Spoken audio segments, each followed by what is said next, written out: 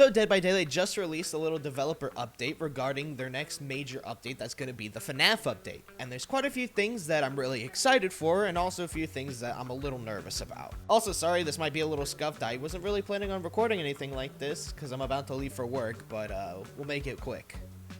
And this is obviously going to include talking about the going next prevention that they've introduced, as well as the Bloodpoint spending improvements, along with some of their other little quality of life changes. But let's at least start with something positive, and that's going to be the blood web spending improvements. I think this is what we needed for so long. It is definitely a certain way of implementing it. It would have been cool to maybe see like what they were doing with the mobile version as well, but hey, I'm not behavior, and at the very least, we're not spending 30 minutes just to prestige a character and spend all of our blood points that we've accrued over, you know, the games that we've played. This is honestly one of the best things that we've been waiting for a while. I'm excited for it. I told a bunch of my friends about it, and they're excited for it as well, pretty much. You can't really go wrong with making it easier to spend your blood points. I'm very, not concerned, but intrigued to see how they're going to do the items, because on the little GIF that they have here, it basically doesn't really show how it affects what items you get. You just kind of spend the blood points and you kind of just get it. I don't know if it's gonna, if there's like a little animation after this that they didn't really show. This is just the GIF that was on the dev update. But this is a cool way of doing it, and then also at least it gives you the option of doing the other blood point spending option, just in case you want to go for specific items, add-ons, etc. So this is going to be a great change. I'm really excited for it, especially after this whole Blood Moon event where I would literally spend all the like minutes between my killer queue times because they were so long, and I still wouldn't spend all the blood points that I would get from like one match. It was honestly kind of stupid. So this is going to be a lot better way to do this. But the main thing I want to talk about that I'm extremely concerned about is the going next prevention.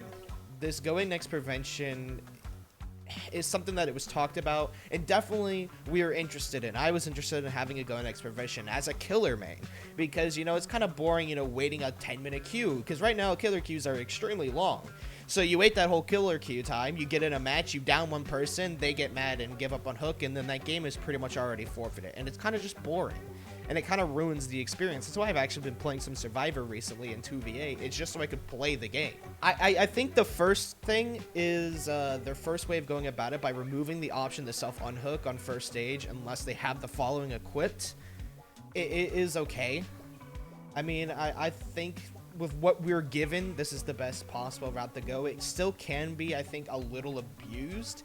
And that's why they have the second thing, if they're like identified as intentionally going next. So like they bring a luck offering and they continuously for 3 games in a row, you know, try and pull themselves off on the first hook and fail at it. They could mark them as a going next player and give them that DC penalty, which is good.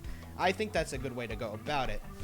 However, I don't know if maybe there's a way that they can change it to where if it's like everybody is on hook or everybody's down, to still give the option to go for that 4% Kobe. I think that would be something, because just in a game I had the other day or a few weeks ago, I had, you know, basically downed everybody. You know, some people were on hook, some people were still downed, and somebody that I had hooked decided not to DC and went for the 4%, you know, try the Kobe to save the game, and actually got the 4% and was able to escape. So I feel like those little like Kobe moments, so to say, those little luck-based moments is kind of a nice addition to DBD. So I feel like removing that possibility, unless you have one of these offerings, which then takes away, you know, if you want to bring up the ante, you can't bring another perk that you might like. You might not be able to bring windows or something like that. Or you have to bring a luck offering, so you can't bring, you know, something for making the hook distances, you know, further apart, even though I don't think that really does much. But if you want to go for those Kobe plays, you kind of have to substitute out an offering or a perk to be able to do it. The thing that I am extremely concerned about, and I definitely don't agree with, is the survivors are no longer instantly killed after the 2 struggle checks, you know, skill checks are passed or, you know, given up on. I think that's a big issue.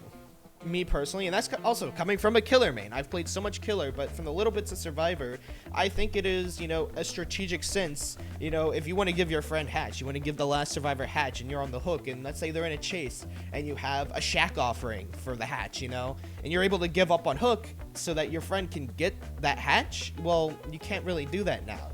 You know, now you're adding an additional 30 seconds that person has to last in a chase just to be able to get the hatch. versus what we had before. And I know it's probably hard in a coding sense to get it, and I understand that they're doing the best that they possibly can with what they've already built as a foundation for the game, but I think if they can add some way to make it so if you are, let's say, the last person, there's only one other survivor still alive, you know, something to where it's actually beneficial for you to give up on Hook or to go next or to be killed to get Hatch out. I think that is definitely something that maybe should be looked in and tweaked about. That's definitely one of my major feedbacks for it, is that I definitely don't agree with not allowing somebody to instantly die on their second hook, at least not in in-game situations. Not, you know, 4 gens are still left, the person got, you know, tunneled out, or maybe they got unlucky, ran back into the killer again, you know, it's still early game, they get a second hook and they give up. That's something I don't agree with. 100% I don't agree with that either. But I think maybe if it's like, after, you know, when there's 1 gen left or something like that, to where it's more in-game and where it's a more of a beneficial way to do it, I think that should be at least looked into. Sorry, I'm actually going to interject here real quick. I was looking on Discord after I finished recording that, and turns out they actually are doing this for the end here. They're making it so if you do give up on Hook for the sake of getting Hatch, they are not going to punish it or break it or like prevent you from doing that. So pretty much disregard a lot of what I said. I don't know why they didn't explain it in the post, but at least we know you're not going to be punished for giving up to give somebody Hatch. It's only applying to this side of the match, which is exactly what I said they should have done. So good job, behavior. The extreme hiding update, there's really nothing. The only biggest change with this is that once you have 3 crows, you lose collision with other players, which I think that's a good thing. Let's say you get trapped in a corner by a killer. You're no longer stuck there for the rest of the match. This has been, you know, seen before in, you know, people holding streamers hostage, you know, stuff like that. I definitely think that's a good idea. And especially if they're doing it as a way to troll and like block doorways for people, etc. I think that's also a good way to go about it. The map offering update, I'm okay with. I mean, from somebody who's been doing like some fun build ideas and been wanting to go to specific maps, it makes it a little bit harder from a content perspective to maybe if you want to do something on a specific map, like let's say you want to do Midwich Scratch Me or Myers, or what I was doing recently, which was a Midwich, you know, Stealth Huntress build where I was undetectable the whole game.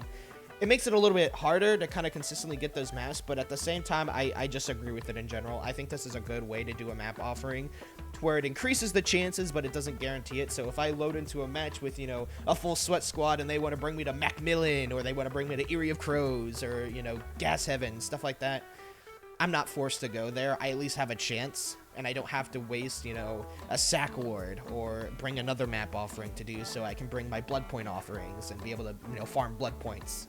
The gamma adjustment setting, I do like this. You pretty much can do the same thing with like shaders, things like, you know, reshade, you know, a lot of things you see kind of more streamers, pro players use. You know, I use it myself and I personally like it a lot, but I think having an in-game gamma option for people who maybe don't know about shaders, you know, maybe their computer can't handle it, whatever, I think this is a good option. And obviously for a content perspective too, it's actually a really fun option to maybe do some challenges, because if you look at like their lowest setting, you can't even see. You can't even see what's on the screen here.